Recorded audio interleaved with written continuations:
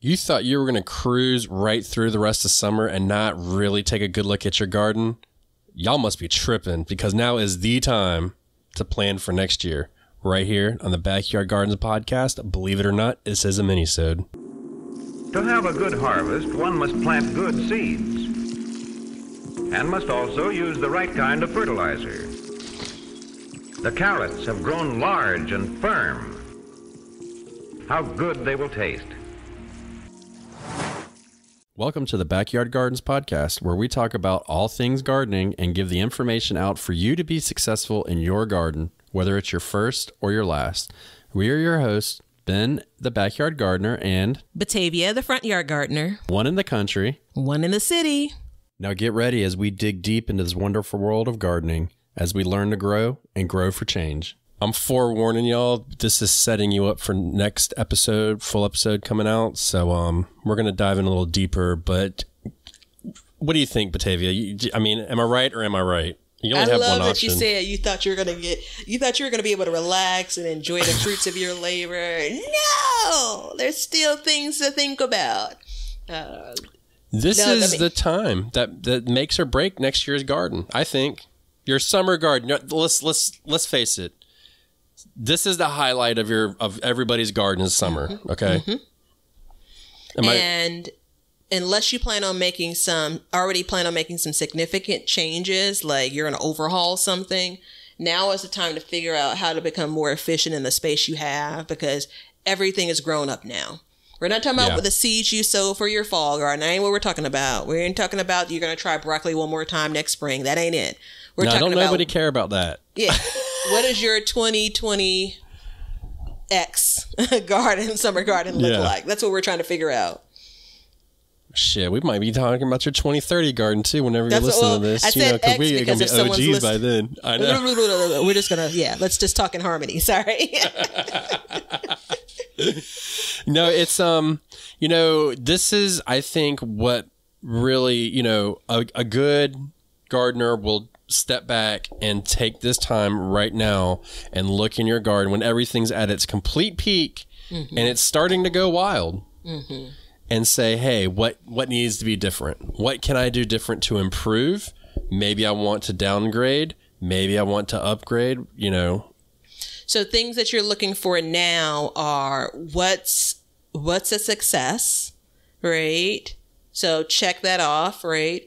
What are you struggling with in your garden now? And is that something that intervention or a change in direction could help with, right? So I have some things that are planted that, the classic, it's getting shaded out, right? So I can make a note now and say, this plant grows at a slower rate, so I shouldn't plant it with my humongous pepper plants.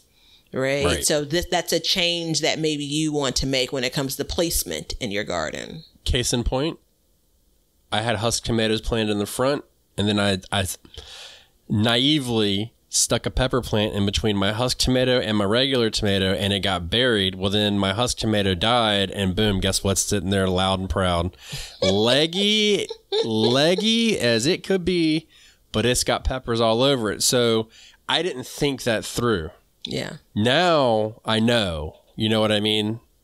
And that's the battle. That's a great example. So signs of maybe you need to change something in your plan. If you have uber leggy plants, I have a couple of pepper plants the same way. It's kind of like, help me, Yeah. And so I should know that when it comes to what for next year I plant together. Timing too. So this is the best chance. You know how you see the post, my tomatoes haven't turned, red yet. My tomatoes haven't turned red yet. Like, start making some mental notes or actual notes on how long things are taking to ripen. Right. Yeah. So for your next year's garden, that could impact, hey, this thing won't get to kind of its full maturity until August the X. We can help you with those notes. You know that, right?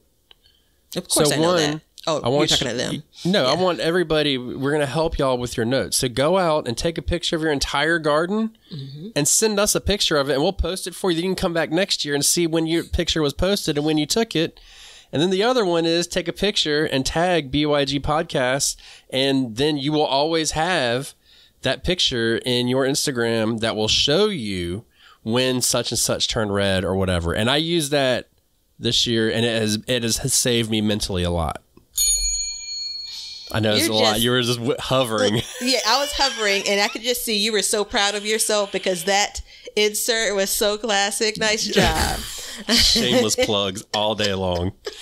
But seriously, I mean, it really has helped me because at one point this summer, I was like, when is such and such going to happen? And I just went back and looked, and, you know, I may have taken a picture and held it for a week or something, but I had a good idea that, like, okay, you know, July 4th, I'll get a tomato. And sure enough, you know. Yeah. So everything was about a week behind for me when it came to like tomatoes are a great example. My cherry tomatoes versus like my slicers. And I was able, like you said, to go back and look at pictures, look at Instagram, look at my phone. And it really put my mind at ease because it's just this looming feeling of started too late. You're behind. And it kind of set things straight for me. Right. Yeah. And it also, I was thinking today, like, how is it that I planted on May 25th, some of these things? I should plant on May 1st. And then I went back to see, oh, that's the weather that was happening on May 1st. That's why I didn't. Yeah. But now you're really looking at a full picture now of your summer garden. You know, that's no pun some intended. farmer style shit that you're talking about right there, though. I mean, you're talking about getting like, I'm going to the historical data and I'm going to take notes, and you want to see my archive from 2020. Mm-hmm. And I mean, but you know what? Those are the things that separate, you know, I don't know, like maybe a hobby gardener from a lifestyle gardener. Let's just say it like that, you know, where, you know, I grow food to supply my family as much as I can, and I want to be as productive as possible, where some people just want to grow a tomato and they're happy with that, and good on you. But for me, I need to be a little bit more methodical than that and more productive. And these are all the steps that do it. And I mean, you're going to hear in the upcoming episode how we have gone through and really looked in our gardens and made changes. And that's so important for us. Yeah. I mean, you know, it's better than going in a blind, and instead of being like, well, I think I'm going to put a flower patch over there next year because it was better. You know, maybe you can put something in that place, you know, instead of putting that flower patch there, do something else in your garden that would help enhance that area instead. You know, there's all kinds of things all different ways you can look at it as well. So if you actually had a garden design for your summer garden, like you actually kind of planned this out, you're able to look to see how good of a job, you know, did you do? Like how well did that plan come together? And so I think that puts you in a good position to say, these are the adjustments I'd like to make next year. It also allows you to look at the things you kind of did just haphazardly, you know, like I'm going to tuck this in here or stick this there. Did that work out? Yeah. You know? No. You tell us. Oh, are you asking me? You're not asking me? No, it didn't. No, I'm just saying, like, those are the things you really should be considering now. Not to mention things that you may already be tired of eating, right? Yeah, so let's talk about what you're getting out of the garden. Exactly. And let's talk about what you feel like you're missing out of your garden. You know, I mean, really sit back and be like, you know what was one thing I would love to have? And damn, I'd love to have a fresh watermelon. Boom, there you go. That's your crop for next year. Yeah. I mean, those are the things that we really have to ask ourselves, you know, ooh, that's gross. You know, like, I don't like beets. I grew one beet this year for a specific reason to see if I liked it when I grew it, and I didn't. Now I have figured out a way to grow why I should grow more, and that's a different story. I've figured out a way to consume them, but at first I was like, no, I don't, you know, and if I don't grow them, it's not a big deal, but it just kind of makes sense. But I would say to like really take the time and look at what techniques you're using and what areas you feel like you're struggling with. You know, are you watering enough? Is it too much of a pain for you to water? Then maybe you should fix that. Yeah.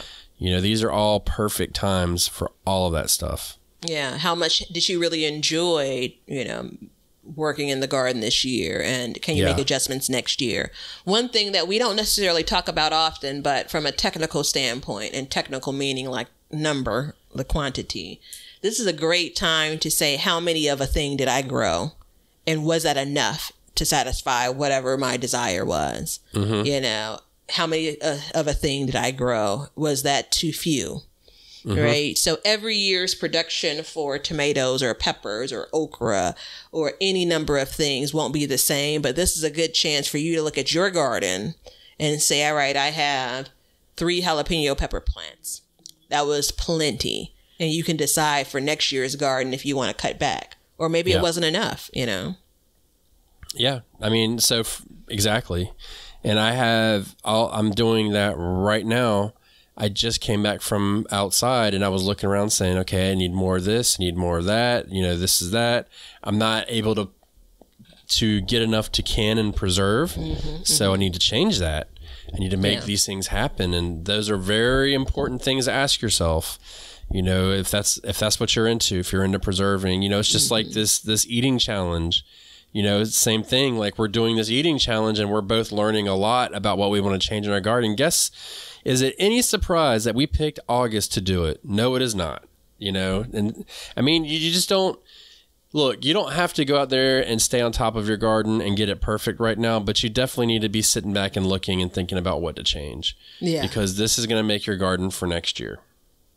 Yeah, I mean, save yourself some trouble and some worry, and I think that it's an opportunity to reflect for sure, and it's going to make you feel better about the space you currently are in, like the current garden, right? Because you're going to go through and say, well, this plant is kicking ass, right? Yeah. You know, you're going to go through and say, you know, this plant really needed a sister plant. Yeah. So these are the things that if you look at the garden with the idea of, you're going to do this again, right? There's going to be another summer that comes and you're going to be planting a garden. That's the lens you want to take a look at your current garden in. Yeah. And I mean, that's what I think about all the time. So it's like, well, let's do this. One thing that you're going to change for next year. Just quick, like growing wise, what's one thing you're going to grow more or less of, or you're not happy with, and you're not going to grow at all? I'm going to grow more beans. Okay. I haven't decided if they're going to be bush beans or pole beans, but more beans. I'm not going to grow national pickling cucumbers anymore. Okay. And that's where it is. You know what I mean? And I think just that statement right there is helpful, because now I know when I go to get seeds for something else that I need to figure something else out. I need to, you know, I know that, hey, I did not like this. I'm going to move on from it. And that's very important. There's power in being able to remove something. You know, to say no to something, to say I'm not going to do this thing. Well, you know, and as Americans, we are used to consuming and getting more and all that stuff. And it is, you know, taking away and removing an option and dwindling down the field is the best. It's like when I built my house, when I had my house built, excuse me, don't think I built it. You know, they would add, I picked the people that built it because you got 3 options for stuff. I didn't want 50 options. I wanted a guide, you know? And so now I know that, like, I want an heirloom cucumber. I want it pickling size. That narrows me down to 3 to 5 different options. Yeah. And I can go from there. And now that I take one out, I'm down to 2 or 4. I can't remember how many it is. So it really helps me in that manner. So go ahead. Yes, ma'am. So I think that kind of my final note would be, if you do nothing else, do like young Ben just did. Name a thing that you're not going to grow next year for your summer garden, and name a thing that you are going to grow. If nothing else comes from, you've listened to this episode, you're going to go out and look at your summer garden with the idea of making changes next year. Minimally do that, right? Yeah. And that's the way to do it. So, everybody, our time has come to end this fantastic minisode. So do me a favor, go outside, and you're already outside with your phones listening to us. I know that. So just look around, pick something, and then go down to the bottom of your screen where you see a little triangle with 2 dots, smash it and share us with somebody. Because, you know, we want to help everybody learn to grow and grow for change. See ya. A lot of y'all asked, how can you help support the Backyard Gardens podcast? Well, we have been busy and we have created a t-shirt line just for the gardener. To visit our shop, go to the link in the show notes and check out the t-shirts and other goodies we have. Now, these are super special t-shirts designed just for the gardener, so enjoy. Thank you for supporting the Backyard Gardens podcast, and we'll see you guys after the harvest. Thanks for hanging out with us today. If you want to see what we're up to or just stay up to date on all the announcements regarding the show or anything gardening, then you can follow us on Instagram at Backyard Gardens TV. We love seeing what you guys are doing, so use hashtag BYG podcast in your posts, and we'll be sharing your gardens with the Backyard Gardens community. And check us out on YouTube at Backyard Gardens, where we will post this show, all of our other shows, clips, and then also some gardening tips and just gardening entertainment. And you can see us at our website at backyardgardenstv.com. But that's it for today's show. So help us as we learn to grow and grow for change. And until next time, we'll catch you guys later. We'll call this one a wrap. Now you know why people feel like celebrating at harvest time. All over the world, people have feasting and good times when the crops have been gathered in.